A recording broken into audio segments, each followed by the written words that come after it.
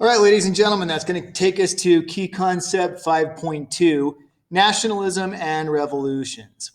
People around the world developed a new sense of commonality based on language, religion, social customs, and territory. This was sometimes harnessed by governments to foster a sense of unity. Perhaps the most important example for world history in relation to this, though, is German nationalism. So, by this time period, Germany has become diverse religiously. There's Catholics and there's Protestants, there's Calvinists, there's Lutherans.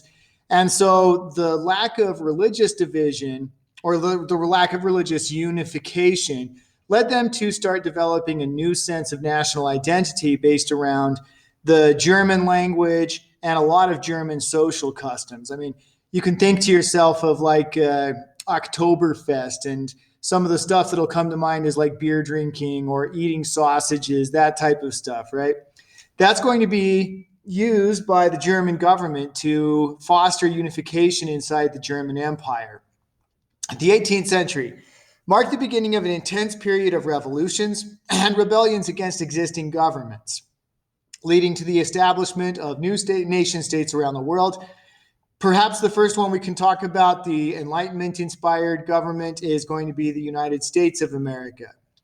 Discontent with monarchist and imperial rule encouraged the development of systems of government and various ideologies, including those inspired by the Enlightenment, those that wanted to embrace democracy like the United States. Is the United States a democracy? Yes. What are the first three words of your U.S. Constitution? We the people, in giant letters. Why? Asserting that sovereignty in this country lies with we the people. And of course, 19th century liberalism, the idea that to the greatest degree possible, the government should leave the people alone and should leave like stuff like trade alone and should let people choose their own religion and have their freedom of speech and stuff like that.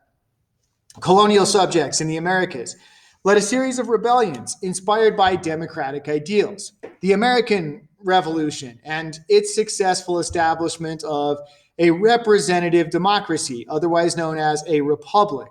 The United States of America was a model and inspiration for a number of those that followed.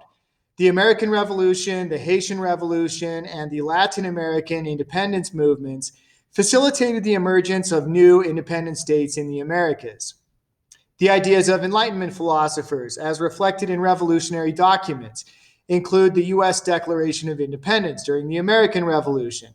We hold these truths to be self-evident, that all men are created equal, that they are endowed by their Creator with certain unalienable rights, that among these are life, liberty, and the pursuit of happiness. The French Declaration of the Rights of Man and Citizen, men are born free and remain equal in rights. And Simone Bolivar's letter from Jamaica on the eve of the Latin American Revolution show these well. Another one that you will commonly see on the AP exam is Toussaint Louverture and the letter to the Directory in the Haitian Revolution. These influence resistance to existing political authority, often in pursuit of independence and democratic ideals. Newly imagined national communities often link this new national identity with the borders of the state. And in some cases, nationalists challenged boundaries or sought unification of fragmented regions, like German or Italian unification. In the Philippines, there was the propaganda movement in the 15th and 16th centuries. A lot of Filipinos had begun going to Western universities and becoming educated and learning about nationalism. And so they started publishing these propaganda pamphlets that eventually contributed to a revolt against the Spanish in 1896. In 1898, the U.S. removed the Spanish from the Philippines, but the U.S. did not help the Philippines to gain independence. We held them as a colony until 1947. In the Oceania region, Maori nationalism and the New Zealand Wars emerged. In 1840, the British assumed colonial control of New Zealand. This alarmed the indigenous Maori populations, and a series of armed conflicts took place from 1845 to 1872. Much of the conflict was due to land use. The Maori people elected a king, created new councils, and a judicial system to end internal conflicts. The United Maori would then focus on removing the British government and the New Zealand government In Puerto Rico, there's the writings of this poet here, Lola Rodriguez de Tio, a Puerto Rican poet whose works often have themes of Puerto Rican nationalism and independence. Her lyrics are used as the Puerto Rican national anthem, La Borinqueña. Germany and Italy will unify in this new national movement. In 1871, Germany unified under Otto von Bismarck.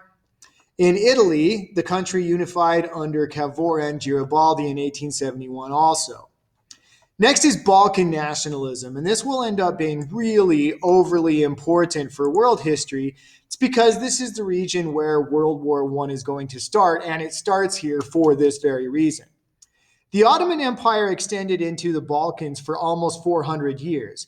When I was in Athens in the summer of 2017, my tour guide called it, quote, 400 years of slavery under the Turks. And with the Devshirme system, I mean, certainly she had a point. It wasn't exactly the same as like transatlantic chattel slavery was, but the Janissary system was a system of slavery.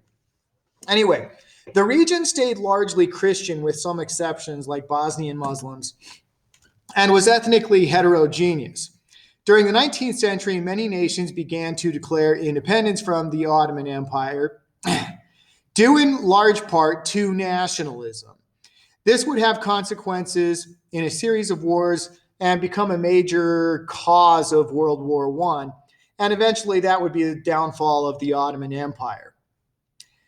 In the Ottoman Empire, they tried to create a form of unity called Ottomanism that was a form of nationalism, likely formed as a reaction to European nationalist ideas and the growing threats that Europeans posed to the empire.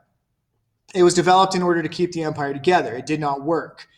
This was a change in Ottoman policy, as they had allowed conquered communities to govern themselves in the millet system and keep their ideas. However, this was in part leading to independence movements within the Balkans, the Reformation Edict of 1856, which granted equality despite the religion, and the Ottoman Nationality Law of 1869, citizenship given despite religious or ethnic affiliation, are evidence of Ottomanism, but again, it did not succeed.